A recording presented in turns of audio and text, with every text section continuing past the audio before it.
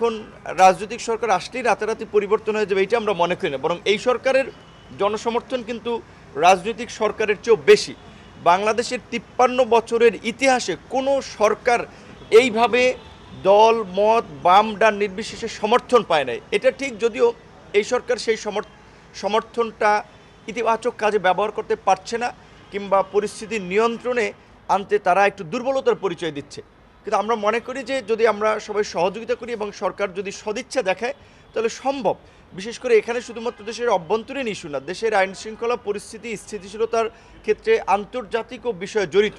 সেতে এই ইউনূস সরকারের যে কানেক্টিভিটি, যে নেটওয়ার্ক আছে, সেটাকে কাজে লাগিয়ে যদি আমরা দেশে স্থিতিশীলতা না আনতে পারি, রাজনৈতিক সরকার আসলেও তাকে বেগ পেতে হবে। এই সরকারের প্রতি তো সবার সমর্থন রয়েছে।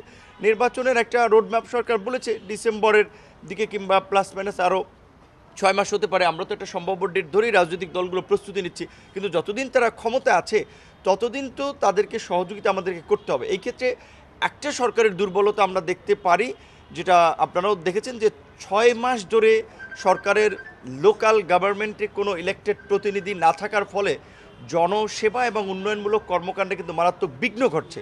এইটাও এই আইনশৃঙ্খলা পরিস্থিতির সাথে আপনার কানেক্টেড। সেক্ষেত্রে স্থানীয় সরকারের যদি নির্বাচিত প্রতিনিধির একটা দ্রুত সময় ব্যবস্থা করা যায়, সেক্ষেত্রে এই পরিস্থিতির উত্তরণে সহায়ক হতে পারে।